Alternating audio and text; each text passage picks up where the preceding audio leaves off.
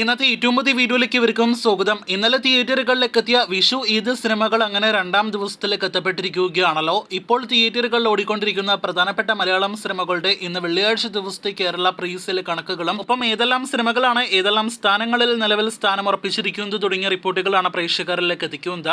അതിനു മുന്നേ ആവേശം എന്ന സിനിമയുടെയും വർഷങ്ങൾക്ക് ശേഷം എന്ന സിനിമയുടെയും ആദ്യ ദിവസത്തെ വേൾഡ് വൈഡ് കളക്ഷൻ പുറത്തു വന്ന് കഴിഞ്ഞിരിക്കുകയാണല്ലോ.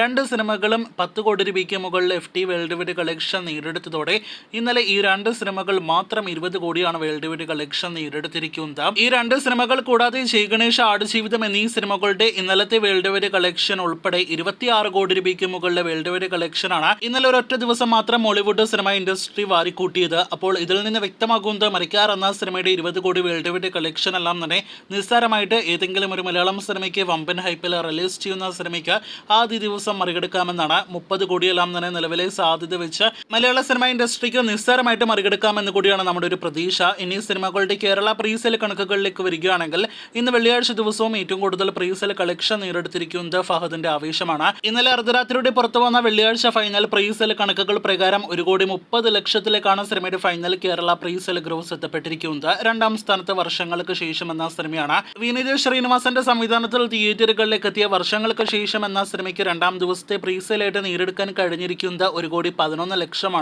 അങ്ങനെ പുതിയ രണ്ട് മലയാളം സിനിമകൾ രണ്ടാം ദിവസവും പ്രീസെയിലൂടെ മാത്രം 1 കോടി രൂപയ്ക്ക് മുകളിൽ കളക്ഷൻ എത്തിയിരിക്കുകയാണ്. മൂന്നാം സ്ഥാനത്ത് പൃഥ്വിരാജിന്റെ ആടുജീവിതമാണ്. 69 ലക്ഷം രൂപയാണ് വെള്ളിയാഴ്ച ദിവസത്തെ സിനിമയുടെ കേരള പ്രീസെയിൽ. ഇന്ന് സിനിമയുടെ 16ാം ദിവസമാണ് തിയേറ്ററുകളിൽ.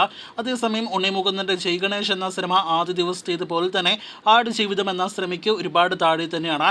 ഏകദേശം 15 ലക്ഷത്തിൽ താഴെയാണ് സിനിമയുടെ ഇന്നത്തെ കേരള പ്രീസെയിൽ കളക്ഷൻ.